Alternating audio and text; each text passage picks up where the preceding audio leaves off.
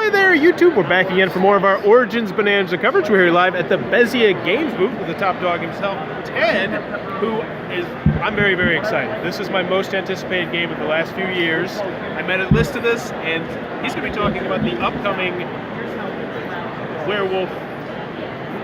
Why can't I think of the second word? Ultimate Werewolf Legacy. Ultimate Werewolf Legacy. Yes, so Legacy, Werewolf. I'm excited. I'm just going to listen. All right. What can you tell us?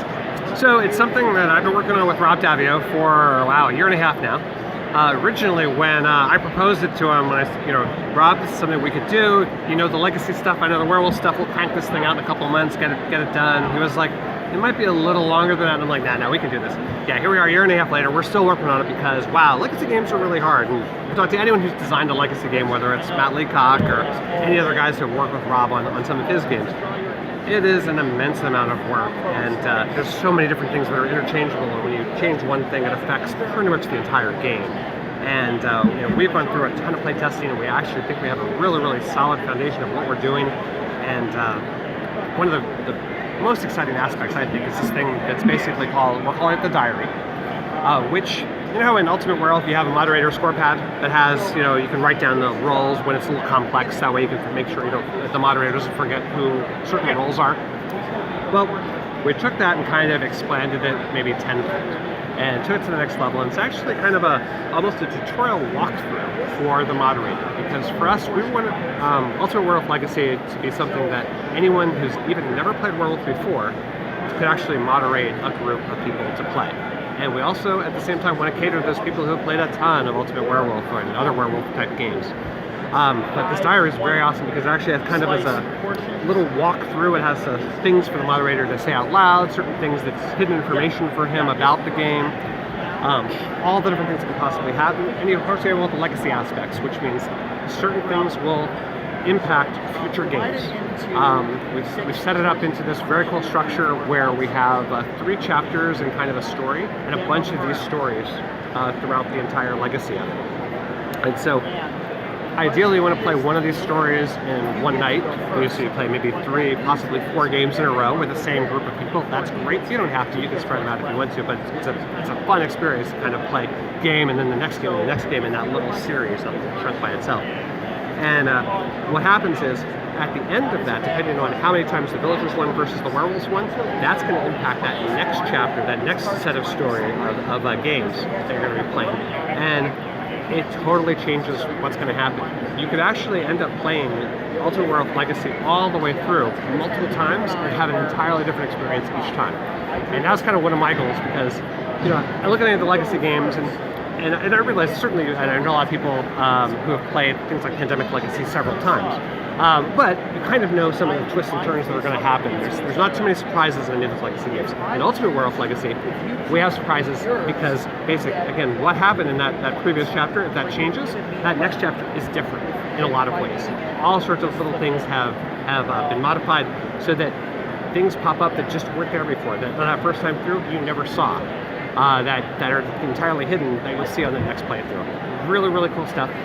Players themselves there's a legacy aspect to the kind of the characters that they have, and those characters, of course, have different roles each time, and a bunch of other legacy aspects to the actual village and the structure of the game itself.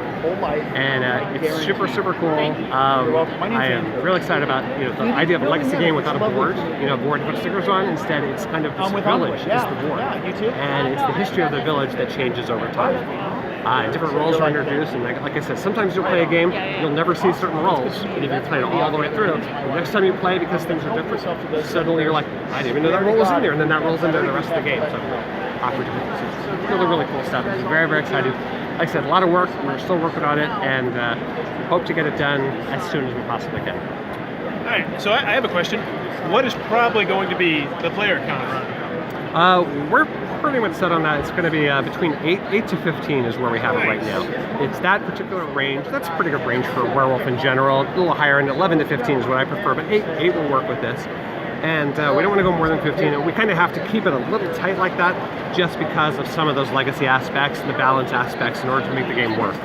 Because you have a variable player count in these games and things are just different. And so that's been a big challenge for us, is to figure out how that's going to work if one chapter is 8 players, the next one's 15, it's got to have a nice flow to it, a nice feel to it. It totally makes sense that you've got 7 more people moved into your village.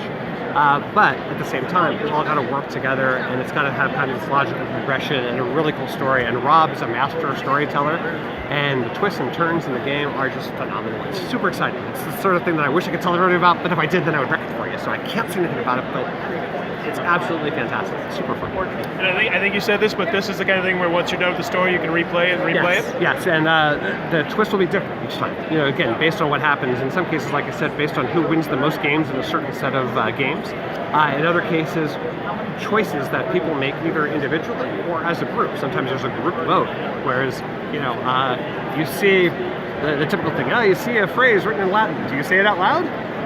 Of course, some people are like, well, of course we say it out loud. See what happens. Other people are like, don't be an idiot. You never read stuff in Latin out loud. That's the worst thing you can ever do, especially if you're in a basement, right? And so it depends on what people do, different things happen. And then, of course, again, that impacts either several more games or the rest of the entire length of the game. It's very, very fun. And is it still going to be nuts and bolts Werewolf? So, and the other question is, will people be able to jump in from game to game to game? Absolutely. Ideally, again, you want to play, if you can, those stories or chapters, their sets of games together. But you can have people jumping in between there. You're just going to have someone bring them up to speed a little bit what happened in the previous games within that chapter. And you can actually change player counts too. If someone's like, I'm tired, I'm going home, that's fine. You can play with less people. If someone jumps in, they were late to show up, they can jump in a later game. It's not going to break anything. Again, ideally, you want to keep the same for a couple sets, but you can actually even change moderators between chapters. So you play these 3 games, next game, different moderator. The previous moderator can play those next games. He's not going to have any inside information that's going to wreck things for him, for the players. It is Ultimate Werewolf Legacy. It was my most hyped game that I was excited to hear about, and the hype, I'm excited even more. That's coming out probably next year, probably? Yeah, sometime in 2018. All right, thank you very much, Ted. Coming out from Bezier Games next year. That's Ultimate Werewolf Legacy. If you're enjoying this Origins coverage, please be sure to click on that subscribe button down below. And as always, thanks for your time, YouTube.